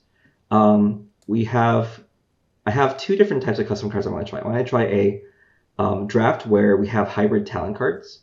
I want to try a draft where we have draft mechanics that have cards that have, when you're drafting this, or they change up, they make you do different things in drafts. So it's kind of like Conspiracy in Magic, but a little bit more thematically aligned in Flesh and Blood. So is there ever going to be like a thing where Chain can play draconic cards because you drafted the draconic card, custom card that lets Chain play all those draconic cards? That was a really crappy way to say that, but yeah. That's something that I did experiment with early on, where it would be either a 4-class or 8-class draft, and in addition to your hero, you were given tokens that let you have a secondary class and gave you ability based on that secondary class. And so you could, combine 2 different classes into 1 class and kind of have a little bit more freedom like that. I've kind of shelved that idea for now. Not because it doesn't work, but just because I'm not super into it. But it is something that I've definitely tried, and I think it does have legs. It sounds like a lot of fun. That's cool. Yeah. Also, like when we were making the Edgelord Cube, I had an idea for contracts, which is what Yichin was mentioning with like the conspiracy type stuff. If you draft this card, then you get some reward for it. What I had in mind was like you had contracts to draft certain cards, and then you get rewarded in silver, copper, or gold. And then you use that copper, silver, or gold to buy equipment after the draft. Yeah. So instead of having equipment in the draft, you would be able to purchase it from a shop later on. Yeah. That's cool. I mean, that's a great idea. Keep going. Yep. Love that stuff. Like, I think that's something where LSS can never do this. We love the exactly. base game you've given us. We like designing board games, kind of like this is scratching an itch in our brain, and we can build upon this game setting layer, and just like people build or they have a game operating system or whatever, like now we know that we can do all this stuff and everyone agrees to these rules. How can we push it is really cool. And like, Yeah. I think as a player, if you told me you don't get equipment until you buy it from the shop afterwards, I'm like, I'm not only going to watch, I'm going to play, I'm going to watch the next one, see what somebody else did. Somebody else who's way smarter played it and did something. It's something where all of that sounds interesting to me. Yeah. I showed the idea, I vetoed the idea when Oliver presented it, because I wanted to use a similar mechanic for Mechanologist, where you would draft blueprints, and those blueprints told you at the beginning of the game all the extra chaff in your sideboard. You can combine them to like make different cards and make different like starting equipment. Cool. That's a really cool but idea. Yeah, it's something that we've definitely tried with, and this is something that I think is really appealing to a lot of people who like the design of games, but don't have the, I don't want to say like don't have the courage. It's they don't have the mental brain space to really commit to making their own game. And it's a good way to like have people who are willing to like see if your ideas are cool and test it out, because it's a familiar game system, and you can just like play around with a couple of cool ideas for like limited formats and alternative formats that you can use this base rule system for. Right. Absolutely. Yeah, I think one of the things, like maybe Magic has done this and some other just like tabletop card drafting games have done too, is like kind of like what you said, is when this card is drafted, do A, B, C, or D, you know, like Sushi Go maybe has like a mechanic like that, like chopsticks, right? Is like one of a great example. I think an example of that anyway is like you get this card, you don't get any sushi, but on your next, whenever you want, you can then play chopsticks and draft 2 cards on that turn and put the chopsticks back. So yeah, I think that is a really cool place to go. I think LSS could do these types of things. It would just have to be like, you know, a separate total thing. It's like these cards do not go into the major card pool. They're just for this specific draft experience, and then like that's it, you know. So then maybe that appeals to collectors or people who like to draft, that sort of thing, or something like that. But that's also a hard sell, I suppose, from like a business standpoint. It's like, okay, well now we're going to introduce 250 cards into the card pool that nobody gets to use, you know, or whatever. Yep. You know, so yeah, and that's one of the issues they had with Conspiracy, where it's like, oh, these cool draft cards don't do anything outside of draft. What's the point, right? And so yeah, it's always a tough challenge for if you're approaching it from like a product design standpoint. But good thing about fans is that we don't have to worry about silly things like money. So it's all about the game experience for us. One thought process that I had recently was like, say I have 4 boxes of Tales of Aria at my house, and I don't really like the draft format there. Like, how hard is it to go, I'm going to open all those packs of Tales of Aria, make a draft plus experience of it, call it a cube, and like get the majestics of like, now there's 3 Oak and Olds in this draft cube. There's 3 of the Lexi specialization, 3 of the Briar, like Blossoming Spellblade or whatever is one of the coolest cards I've ever seen that's never been played. Like, is there a way to just, I need these boxes that are on my shelf as a store owner to have value to the community somehow? Like, oh, what if we just did Tales of Aria Revisited as a cube, sent it out to everyone, and was like, yes, here's the base layer. Take out the ball lightnings, you heathens. But like, these are the cards that were really good in Tales of Aria draft when they came around the first time. Put more of those in. Take out the ones no one cared about. And like, Fulminate, instead of being like a joke, could be like a power card if we build around it as a cube. Put some other Guardian cards that we all know and love. Put some other Runeblade cards. Put some other whatever. And like, now we have two. Well, let me say what I'm actually trying to say. Like 3 Oldhams are in this, and each one has an Oakenold. But now it makes sense because there's also the 2 other Oldham also have pulses, and now you can play Tales of Aria at the strongest level, but as a cube, and everyone knows how many guns are in this gunfight. Yeah. So what you're describing is what is called a set cube or like a remastered cube. Magic's done it before with their remastered sets. I know there's a couple people in the community who have made lists of like set cubes for individual sets. I think it's Obsidian or Colin F. I don't know what his actual last name is. He's made several set cubes along those lines, and I think Tales of Aria is one of them. It definitely is something that people do, and I think there's a lot of success for it. I actually got my start in Magic by rebuilding and remastering sets as a cube, so I'm actually pretty familiar with exactly what you're saying. It is a lot of fun. I love it. And then I think like Oldham, if you gave him Command Respect, and now I'm gonna play Command Respect with also my Terra Sunder, like that's where I think it would go. Of not only is it Tales of Aria cards, but now your Cracker Jacks has a Command Respect on it, and like that's like a payoff card that took 2 years to come out. That where it's like, not only is it Tales of Aria's cards, but like we can sell these Tales of Aria boxes that nobody's gonna buy for $40 unless they're hunting for legendaries. Like that's the thing that's in my head of our rotating format is different in what is this called, Flesh and Blood, but like give some reason for someone to buy a Tales of Aria box again, even if just build a cube would be something where I think a lot of people would be interested in that. Of this is my side project for the next 6 months of build this cube. I don't know what I'm saying. You guys have already done all this stuff 15 times, but I think that's a way that you could get a lot of Flesh and Blood people on board of like, I bought way too much Monarch. Don't worry. We'll help you build a Monarch plus cube with the Dusk Till Dawn, with some other stuff.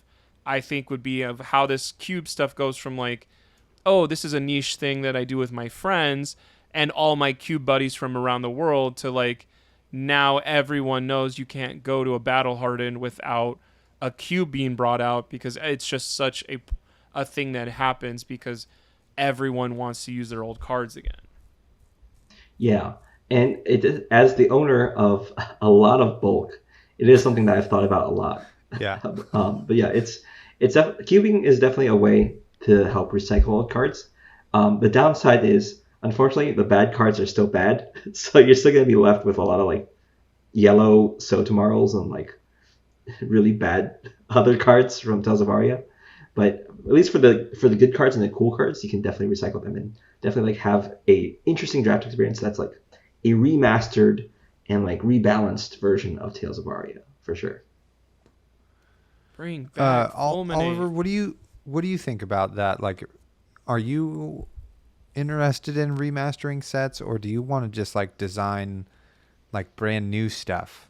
And sub question, what do you like more? So you have your 2-player bento box, boom box, and then cubes. Which one of those experiences do you find like hits the table more and is more enjoyable for you?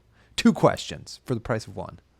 Okay, sure. I think Yichin has already glossed over this a little bit. I think what our general philosophy is we don't want to do something that LSS has already done.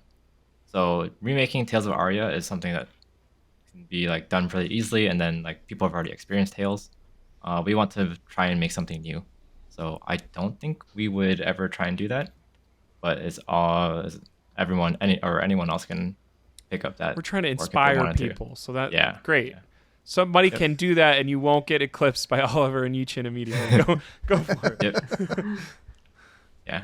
And then for the 2-player versus 8-player cubes, I do find our 2-player cubes hit the table a lot easier, because it's just something you can do in the downtime. It's just like, hey, want to draft this? It's just us two. And then I've definitely done it at callings where I'm just like, hey, I don't care about ELO. I want to concede to you. I want a cube.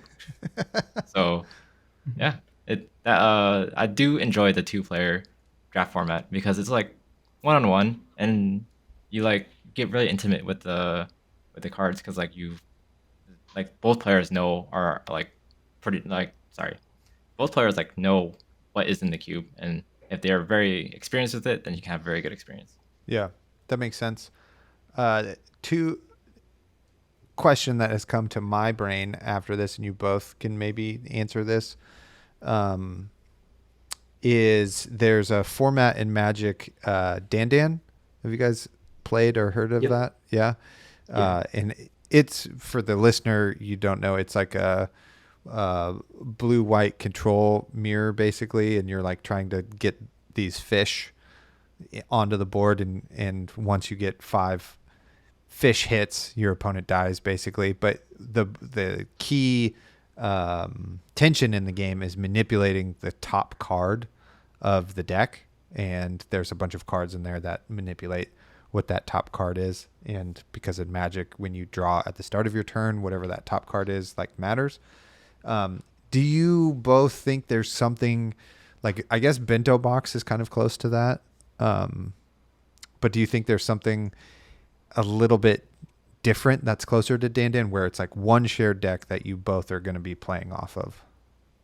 Yeah, so I can actually answer this directly. There is a version of Dan in Magic, or sorry, in FaB. I don't remember who exactly made it, but it's called Can, and you're both playing Kano, so it gets really, really complicated. But yes, it does exist. It's very complicated, and it's just Kano versus Kano. You both have a shared deck.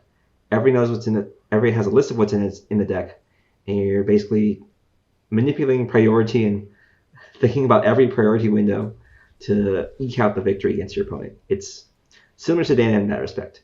I know also, I want to say about last year-ish, Tao actually wanted to make a similar thing with Dories, where the entire shared deck was yellow. You had 5 gold that you could spend if you wanted to, but every time you got hit, you lost a gold, and whoever lost all their gold first lost the game.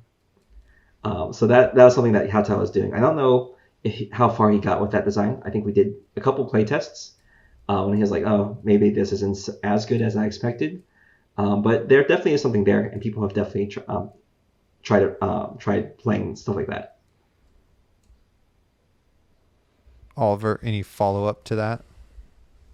I've thought about it, and I don't think FaB has the capacity to do that from my standpoint, at least. Like, obviously, Kano, you can do like the shared deck and then manipulate the top card of the deck. But the weird thing about FaB is like you draw 4 cards at the end of every turn, Right. and then when you pitch, it goes to the bottom. So that is like a whole nother level that I don't really want to think about. Right. It's really complex. Yeah, if we're sharing 80 cards, and then can I do the math to where, like, okay, I saw what you pitched, and so I'm going to pitch my own little power cards in there, and so now the cards you pitched plus the ones I know I'm going to draw that hand. Yeah. That is spicy. Yeah. One thing I would definitely say. Oh, you go Yeah, first. go ahead, Blake. You're saying way more important. I'm next time. Yeah, I was gonna say that that's definitely can, and I think the main problem is that it takes a certain level of masochism to want to resolve these Gordian knot stack issues, Right. where you and the other Kano player are just thinking about cascading problems from your one priority pass 10 minutes ago. It definitely is. It's not that it's unappealing, or it's not that it's not possible. I think it's just that for a lot of players, that sort of mental fatigue is not as appealing as base FaB is. But there is at least some number of players who derive enjoyment from that. So I don't want to discount their enjoyment. Yeah, I was thinking, because I had thought of this once I'd learned of Dan. I was like, oh shit, can we do this in FaB? That sounds pretty cool. And I thought maybe Mechanologist would be a good choice, like Dashio, because you both get a look at kind of the top card. but that's kind of the same thing as Kano. Like maybe we do both manipulate it or not, you know. I mean, I guess because the priority works, like if I'm going to dash, that just resolves. You can't like interrupt it, I guess. But or then like Teklovostin, because you can banish stuff, and then you can have your own little cache of evos you can play that the other player doesn't have, or that sort of thing. But again, it's the same. Like, my brain can't think about all of the problems, but maybe I just need to put it together and then go do it. You know, figure out what the problems actually though are. You talking about that does give me a fun idea for an asymmetrical Dan, where one player is Dio and then one player is Teklovossin, and you have a shared banish as well. Sounds pretty fun. Yeah, that could be cool. Call it Netrunner. Got Nice. him. The one thought process for me, if we're inspiring people, because seems like you guys have done 10 years of this already with Magic, and like it seems very much like these are brain muscles, whatever we're saying that you've used for years.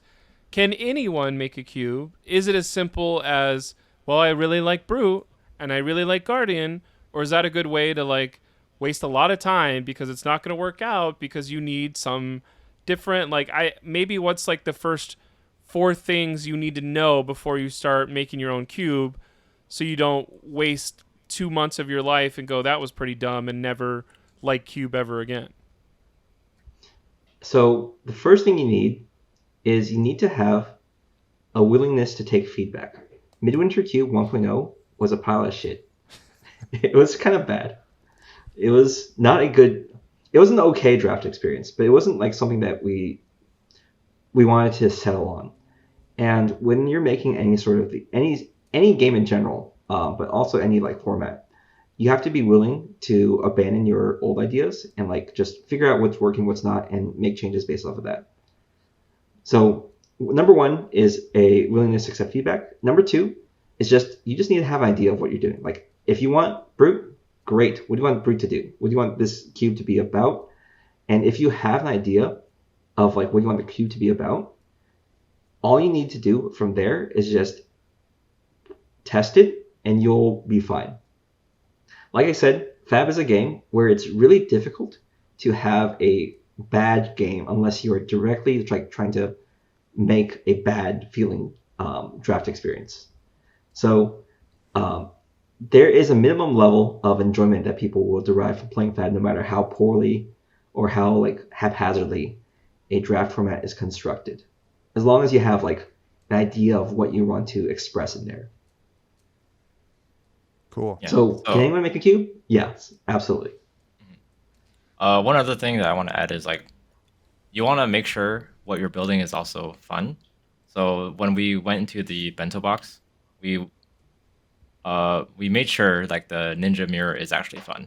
Some people hate mirrors, so like I hate illusionist mirrors, and that's why I'll never build an illusionist cube. But I personally don't enjoy Brute either, so I'm not going to build a Brute cube. But since I play a lot of ninja and I do actually enjoy that mirror, that's kind of what I base the cube around. Is like, what do I find fun about the cube and everything else? So.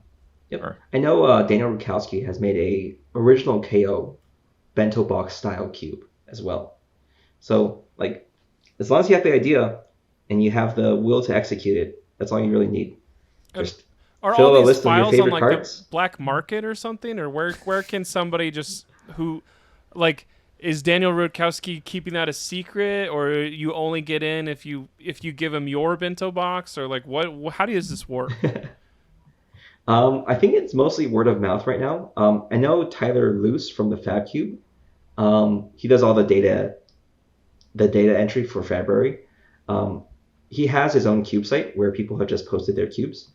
It's still pretty rudimentary. No offense to Tyler, but it is somewhere that you can just go and just see like cube lists, and then you can just like directly message people and just be like, hey, what's this list about? Why do you have this up there? What's in this?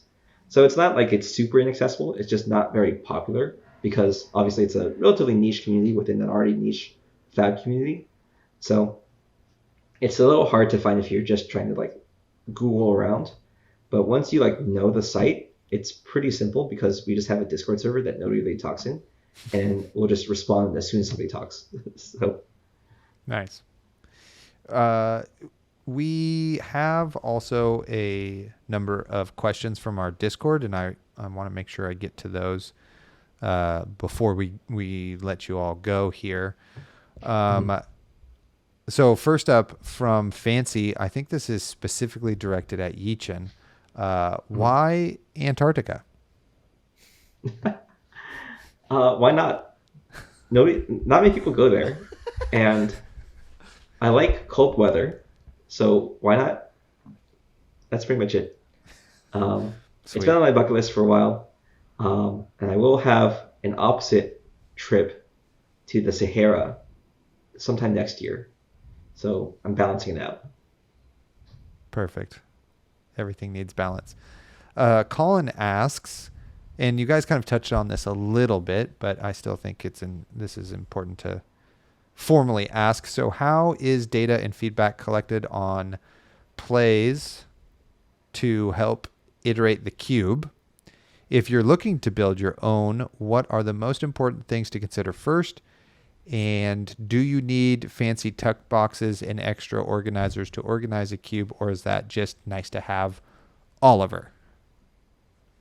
So data collection is I bring everybody together, draft, and then I have the game set up in as like a play anywhere event on FaB.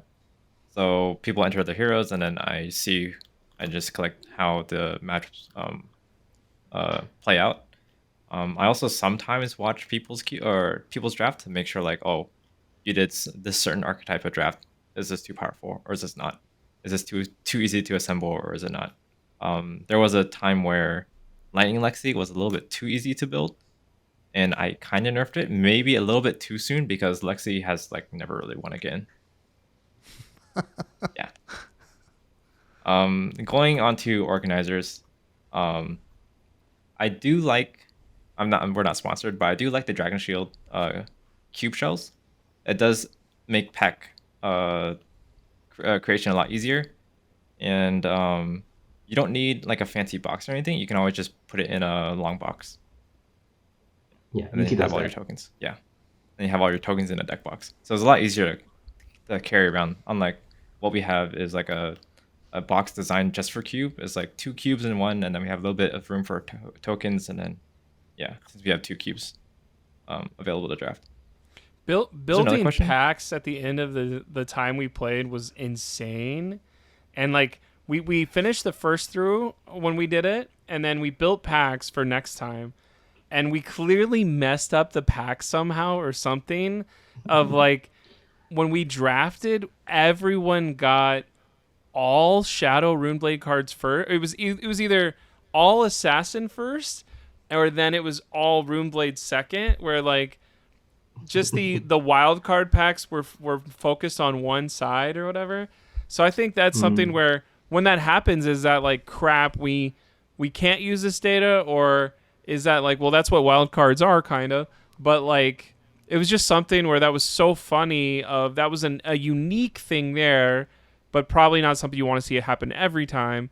I'm just saying what's happened. I don't know if there's a question here, but it was just like, does that ruin the cube, or it's kind of cool that we had this unique experience, and who cares? It was fun in its own way. Let's also note here too, that was your job when making the packs that got messed up. So this whole it was definitely you were in charge. There's 3 of us. I could say the names. The royal we. I think in general, it's with data collection, right? You always have to have somebody human on the end to like interpret the data and like decide if that's good data or not. And if something like that happened, I wouldn't completely discount it, but I'd like factor that in. If like there's some weird results, I'd be like, okay, well, how would that affect this, and how would this affect that? So again, like mess ups happen. We're all human. Sometimes even LSS messes up, right? They accidentally make extra rainbow foil legendaries in an entire box, right? So it's not like it's the end of the world. But obviously just like temper how you evaluate your cube and how you evaluate the draft experience with that in mind.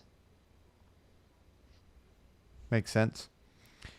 Going now with another question from Jesse, aka Riptide Jesus. With the amount of additional heroes about to be injected to the game, are there plans to build other thematic cubes similar to the bento box? If so, what are some classes that interest you? Well, we're doing warrior, but I don't think it's like super. We're like super gung ho about it, right, Oliver? I don't know how you feel about Void Uh, Box right now. that one is okay. It is moving in a direction where I kind of don't want it to be. So I'm gonna have to revisit it again. Like the gimmick Yeah. of that cube is you choose your hero after the draft is over, and then you receive their specialization or a specialization from them. So that is the gimmick of the cube.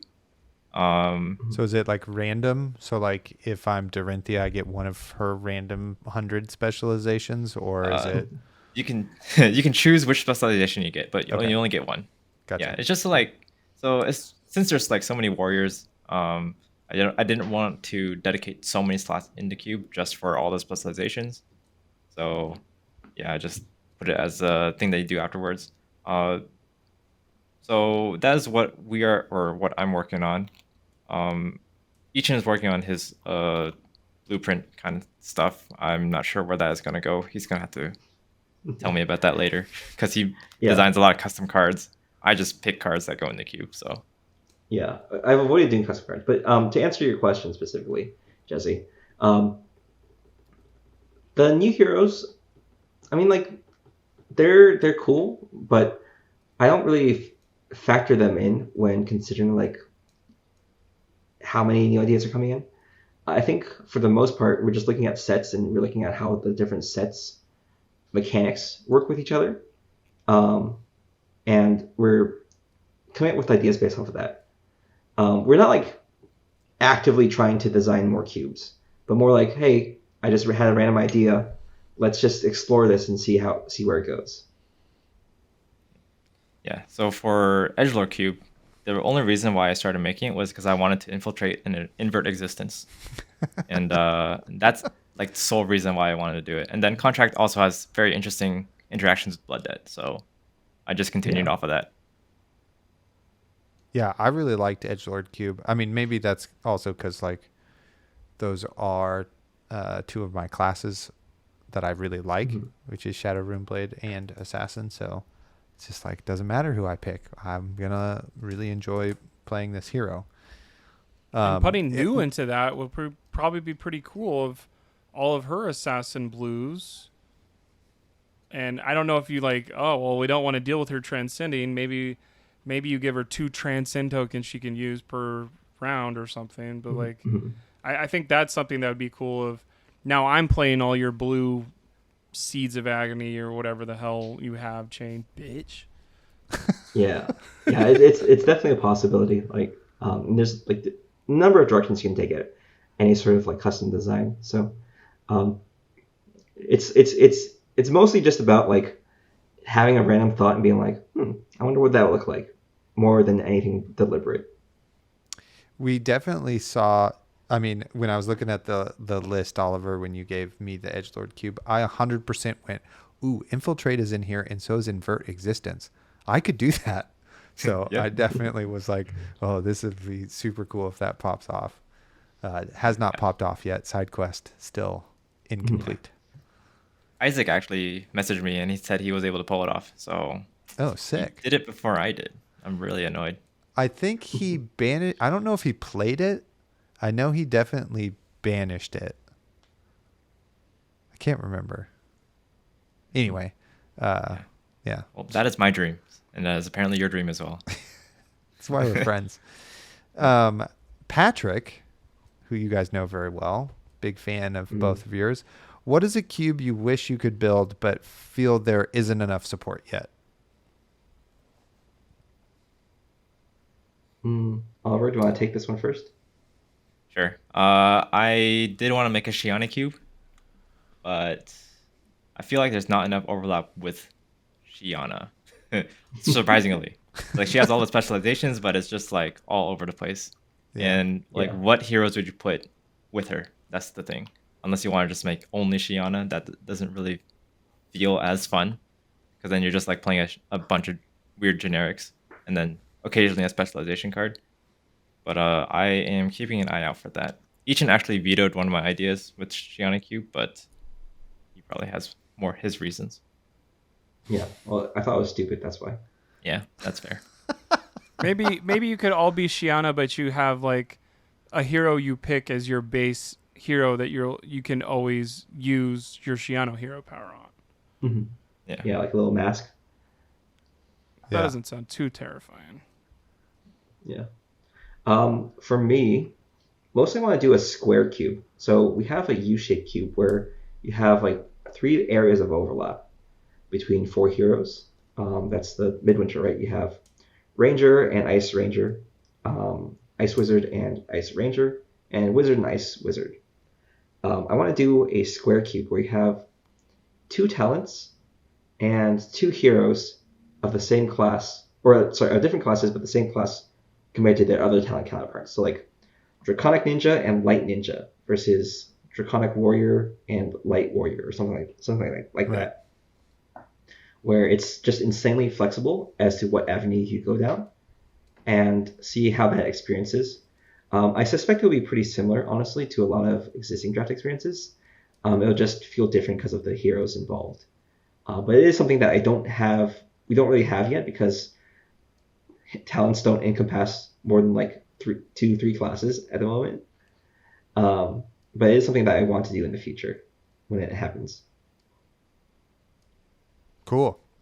I also, just my own personal question here is, like, what have been some of the best hits in terms of like limited design that LSS has done?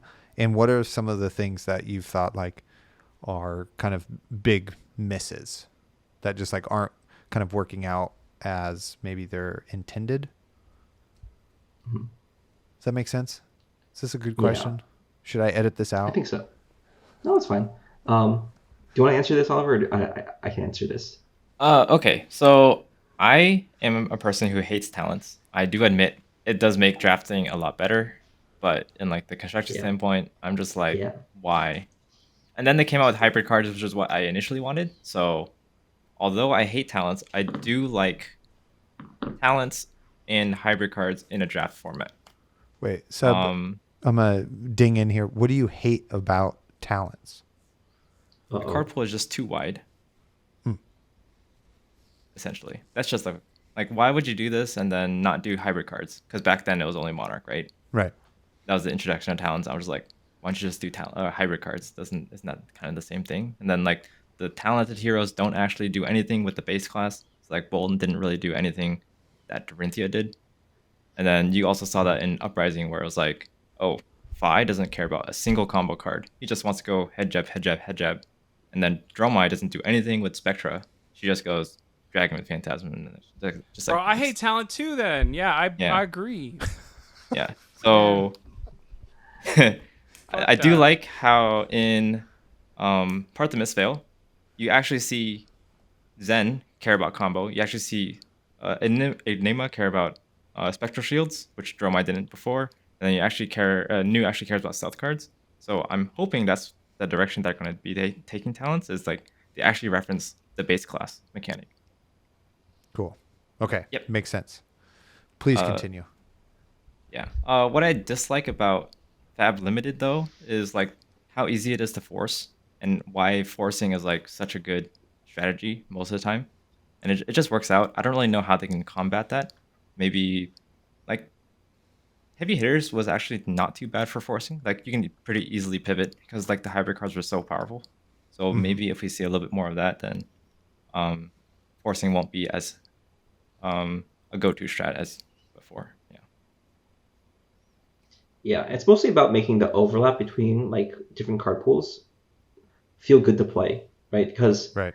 Tales of Aria had this issue where all the like element cards were just kind of junky and kind of like bad, and same with the outsiders. Like the ninja like assassin cards were just kind of like Bad. bad. It just didn't feel good, right? You just had like bad brandish, like bad like razor reflex.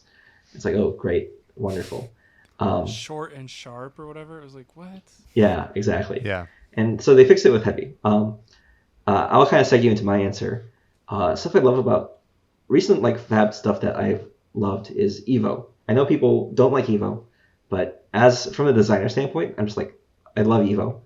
I think it's probably one of the more interesting formats.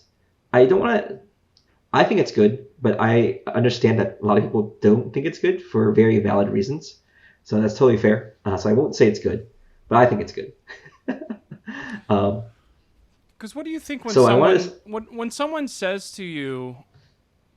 Because some people did this for Vegas last year. They go, I really started to appreciate Monarch Draft after I did it the 67th time. And like for everyone else that's trying to do this more casually, like yes, they were doing that on a website that's no longer a thing.